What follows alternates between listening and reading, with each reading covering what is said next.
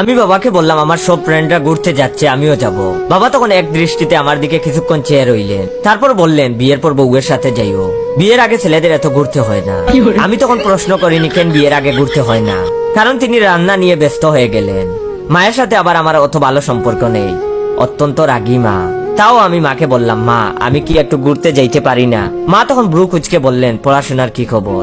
মাসে মাসে এত টাকা নিচ্ছ, তার আউটকাম কি? আর কোথায় যেতে চাচ্ছ? আমি তখন বললাম বেশি দূরে না, কাছেই। মা তখন বললেন, মেয়ে আছে নাকি সাথে? আর মেয়েদের পাল্লায় পড়ো না, দেশের পরিস্থিতি এমনিতেই ভালো না, কখন কোন মেয়ে কি করে বসে তার ঠিক আছে। আমি তখন বললাম, কিছু হবে না মা, আমরা গ্রুপে যাচ্ছি, একসাথেই থাকবো, আর এখন তো অনেক ছেলেরাই যাচ্ছে।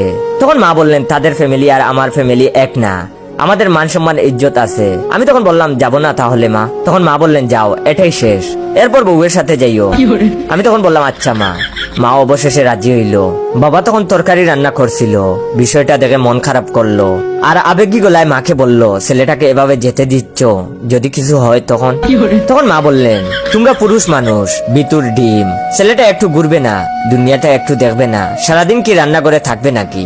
বাবা তখন একটা দীর্ঘশ্বাস ফেলে বললেন, তোমাদের ঢাঙ্কু মেয়েটা কোথায়? সারাদিন খাবে আর ঘুমাবে, সন্ধ্যা হলে গলির মুড়ে বসে বসে আড্ডা মারবে। গতকাল ওর মুখে সিগারেটের গন্ধ আসছিল, একটু শাসন করতে পারো না?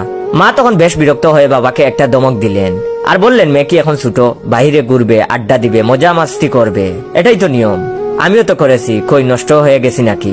আমি ফ্যামিলির ডিসকাশন থেকে বের হয়ে রুমে গিয়ে একটা লুঙ্গি ড্যান্স দিলাম। জীবনে প্রথম ঘুরতে যাচ্ছি বান্দরবন, আমরা 7 জন। ফেসবুকে ঢুকে গ্রুপে আমি যাচ্ছি কনফার্ম মেসেজটা দিতে গেলাম, যে দেখি বাকি 6 জনের 4 জনই যাচ্ছে না। মনটা তখন আমার খারাপ হয়ে গেল। আমি আমার বন্ধুকে বললাম, আশিক যাবি না কেন? সে তখন বলল, বাবাকে অনেক বলে কয়ে রাজি করাইছি, মা এমন দমক দিছে, বাবা এখন কান্না করতেছে, এখন আর আমার যাওয়া ঠিক হবে না। আমি তখন আমার বন্ধু শুভকে বললাম, শুভ যাবি না কেন? তখন সে বলল, মা বলেছে গেলে যেন আর না আসি, বাবা বলেছে মায়ের মেজাজ খারাপ, অফিসে ঝামেলা হয়েছে, এখন যেন কোথাও না যাই। আমি তখন আমার বন্ধু রাকিবকে বললাম, তুই যাবি না কেন? তখন সে বলল, মা বাসায় নাই রে। বাবাকে বললাম টাকা দিতে, বাবা বলেছে তোর মা বাজারের টাকা ছাড়া কিছুই দেয় আমারে, যে তোরে দিমু ট্যুরে যাওয়ার জন্য, আমার যাওয়া হচ্ছে না।